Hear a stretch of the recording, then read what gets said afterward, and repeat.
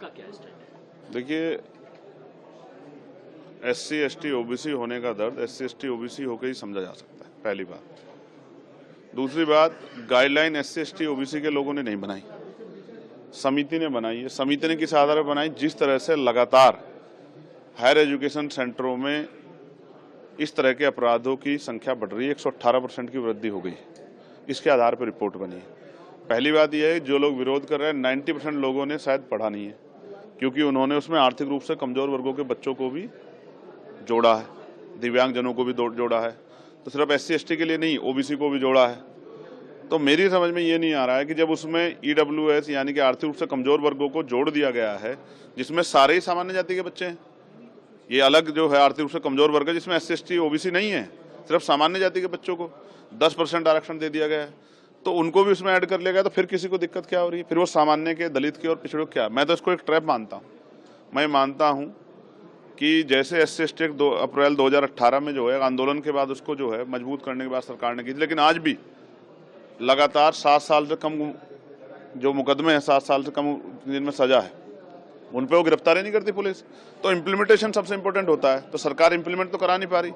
मैं आपको उदाहरण बताता हूँ, बच्चों की बात कर रहे हैं, प्रोफेसर, असिस्टेंट प्रोफेसर, एसोसिएट प्रोफेसरों के हाल पूछे आप जाके यूनिवर्सिटियों में।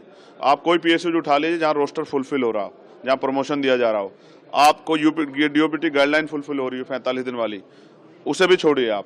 आप कोई सी सरकारी डिपार्टमेंट उठा लीजिए। अब मैं आपको इसी की बात करता हूँ, केंद्रीय विश्वविद्यालयों में सामाजिक न्याय सरकार का सुनिए, 45 विश्वविद्यालय हैं, एक SC का कुलपति, एक ST का और 5 OBC के, 45 में से 7। कितना सामाजिक न्याय देखिए। उससे आगे बढ़िए, OBC के 80% पद खाली है, ST के 83% पद खाली है और SC के 64% पद खाली है।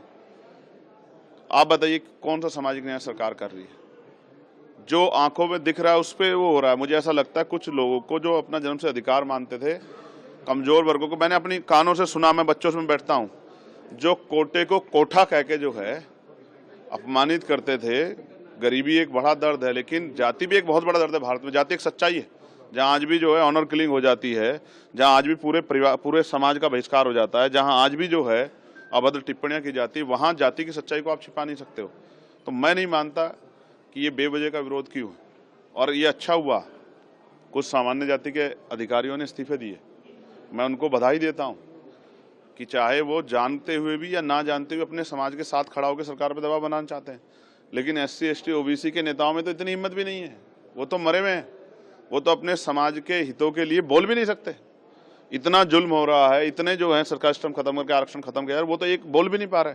आज इस वजह से एक दर्पण बन गया है कि SC ST OBC के लोग, इनके बुद्धिजीवी, इनके अधिकारी कर्मचारी, इनके जो है समाज के जिम्मेदार लोग देखें कि इनके हित में कौन खड़ा है, उनके विरोध में कौन खड़ा है, कौन इनके खिलाफ जो एजेंडा चला रहा है, कौन इनके खिलाफ जो आंदोलन कर रहा है। ऐसा ही मंडल कमीशन में हुआ था, जब पिछड़े वर्ग के लिए मंडल कमीशन आया तब भी ऐसा ही हुआ था, और आज भी ऐसा ही हो रहा है।